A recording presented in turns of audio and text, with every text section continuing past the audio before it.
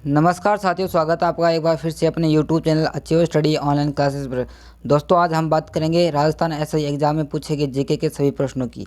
चलिए वीडियो की शुरुआत करते हैं। आज का हमारा पहला प्रश्न आया था, राष्ट्रीय बीज अनुसंधान मसाला केंद्र राजस्थान में कहाँ पर स्थित है। राष्ट्रीय बीज अनुसंधान मसाला केंद्र राजस्थान में अजमेर ज़िले में स्थित है। ऑप्शन नंबर जो डी था हमारा अजमेर, इस प्रश्न का हमारा सही आंसर था। नेक्स्ट क्वेश्चन, राजस्थान का राज्य वृक्ष कौन सा है।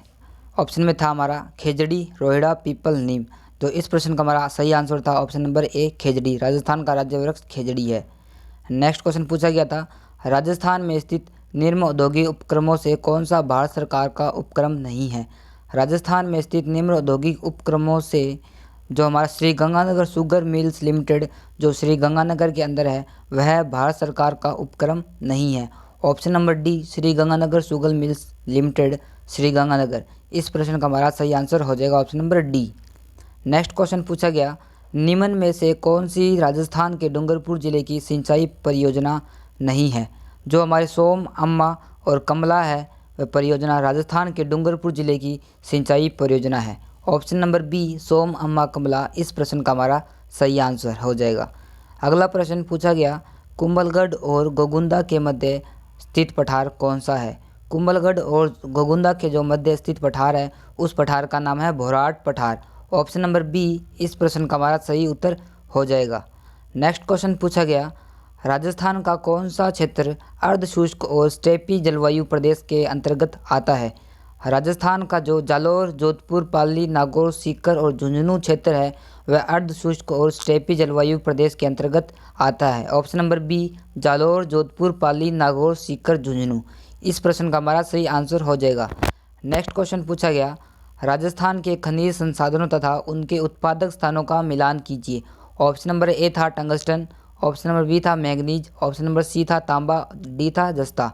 जो टंगस्टन है वह डेगाना में स्थित है, और मैंगनीज है वह लीलवानी में स्थित है, और तांबा खेतरी सिंघाना में, और जस्ता जावरमाला में। सही आंसर हो जाएगा हमारा टंगस्टन का हो जाएगा ऑप्शन नंबर 2 डेगाना, और बी का हो जाएगा ऑप्शन नंबर 1 लीलवानी, और सी का ऑप्शन नंबर 4 खेतरी सिंघाना, और डी का ऑप्शन नंबर 3 जावरमाला।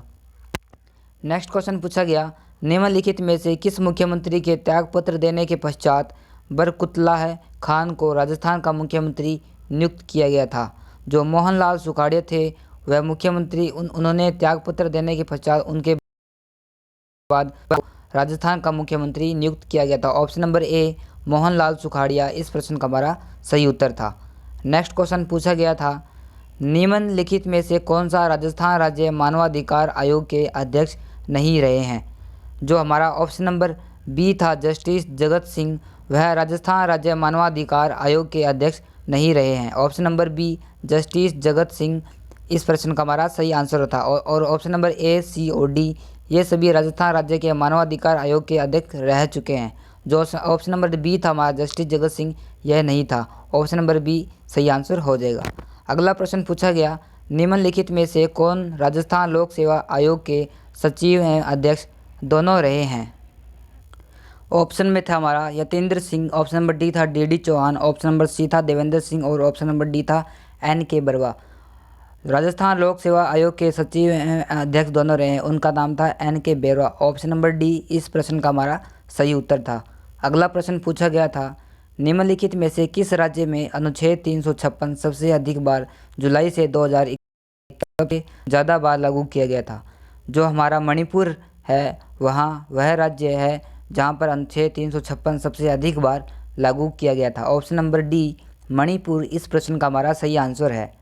नेक्स्ट क्वेश्चन पूछा गया था, भारतीय संसद का गठन भारत के संविधान के किस अनुच्छेद के तहत किया गया था। हमारे ऑप्शन में थे अनुच्छेद 81, अनुच्छेद 83, अनुच्छेद 85 और अनुच्छेद 79। इस प्रश्न का हमारा सही आंसर था अनुच्छेद 79। जो भारतीय संसद का गठन भारत के संविधान के 79 अनुच्छेद के तहत किया गया था। ऑप्शन नंबर डी 79 अनुच्छेद। इस प्रश्न का हमारा सही उत्तर था। अगला प्रश्न पूछा गया था, राष्ट्रीय मानवाधिकार आयोग का गठन किस अधिनियम के अंतर्गत किया गया है। इस ऑप्शन में थे हमारे मानवाधिकार संरक्षण अधिनियम 1991 और मानवाधिकार संरक्षण अधिनियम 1993। ऑप्शन नंबर सी मानवाधिकार संरक्षण अधिनियम 1995, और ऑप्शन नंबर डी था संरक्षण अधिनियम 1992। इस प्रश्न का हमारा सही उत्तर था मानवाधिकार संरक्षण अधिनियम 1993। ऑप्शन नंबर बी मानवाधिकार संरक्षण अधिनियम 1993 इस प्रश्न का हमारा सही उत्तर हो जाएगा। अगला प्रश्न पूछा गया, भारत के संविधान के किस अनुच्छेद में राज्य में विधान परिषद की संरचना का उल्लेख है?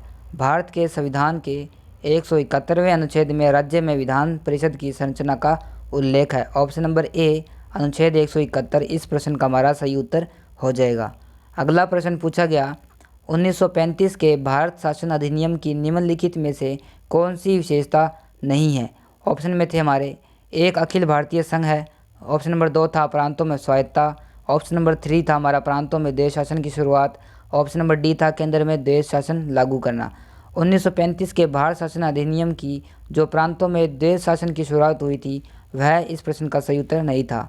ऑप्शन नंबर सी प्रांतों में देश शासन की शुरुआत 1935 के अधिनियम के तहत नहीं हुई थी, इसलिए इस प्रश्न का हमारा सही उत्तर हो जाएगा ऑप्शन नंबर सी प्रांतों में देश शासन की शुरुआत।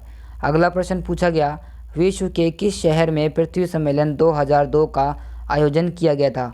ऑप्शन में थे हमारे टोक्यो, लंदन, जोहान्सबर्ग और रियो डी जेनेरो। विश्व के जो जोहान्सबर्ग था शहर, वहाँ पर पृथ्वी सम्मेलन 2002 का आयोजन किया गया था। इस प्रश्न का हमारा सही आंसर हो जाएगा ऑप्शन नंबर सी जोहान्सबर्ग। अगला प्रश्न पूछा गया, भारत के संविधान का कौन सा अनुच्छेद राज्यों के उच्च न्यायालय को मूल अधिकारों के परिवर्तन का अधिकार देता है? भारत का जो 226वां अनुच्छेद है वह राज्यों के उच्च न्यायालय को मूल अधिकारों को परिवर्तन का अधिकार देता है। ऑप्शन नंबर बी अनुच्छेद 226 इस प्रश्न का हमारा सही उत्तर हो जाएगा। अगला प्रश्न पूछा गया, भारत की संविधान सभा की प्रारूप समिति का गठन कब हुआ था?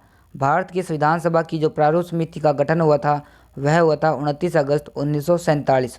ऑप्शन नंबर ए 29 अगस्त 1947 इस प्रश्न का हमारा सही उत्तर हो जाएगा।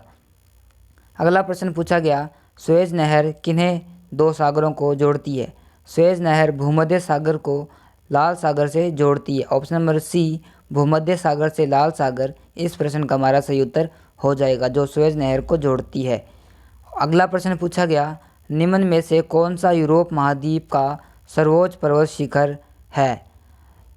यूरोप महाद्वीप का जो सर्वोच्च पर्वत शिखर है उस पर्वत का नाम है माउंट एल्ब्रूस पर्वत। ऑप्शन नंबर जो हमारा बी है माउंट एल्ब्रूस पर्वत इस प्रश्न का हमारा सही उत्तर हो जाएगा।